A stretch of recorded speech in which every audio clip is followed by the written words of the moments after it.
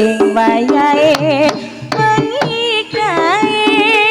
tansah ngelingake anggonku kangen slirane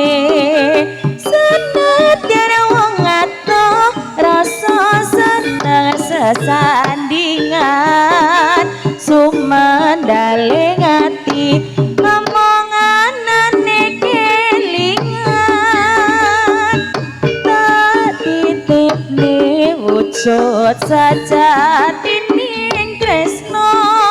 liwat tembang kangen kang kapindho antenono kabar saka aku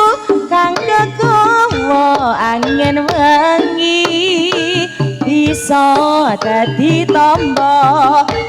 panglipure sepi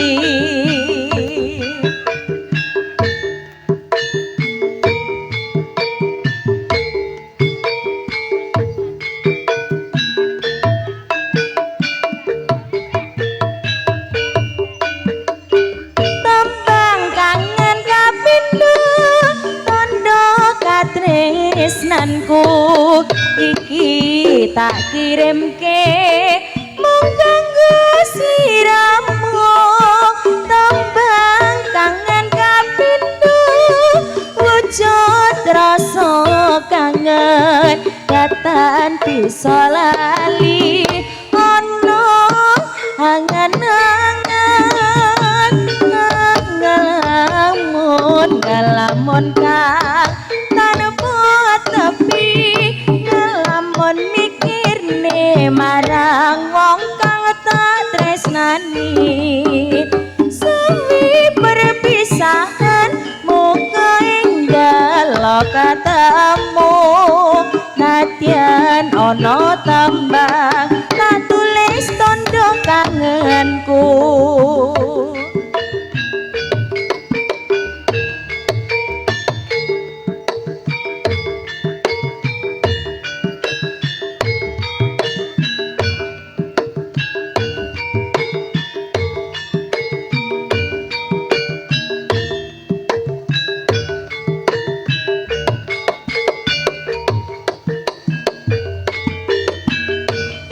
kene krimis ing wayahe wengi kae tansah ngelingake anggonku kangen slirane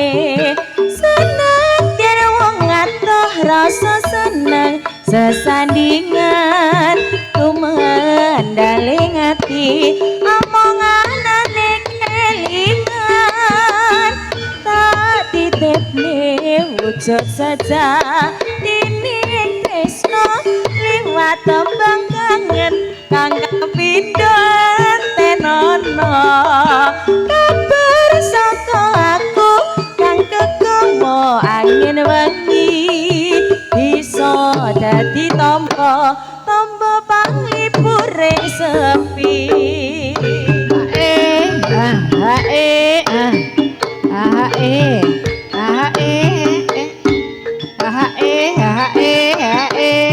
buka sithik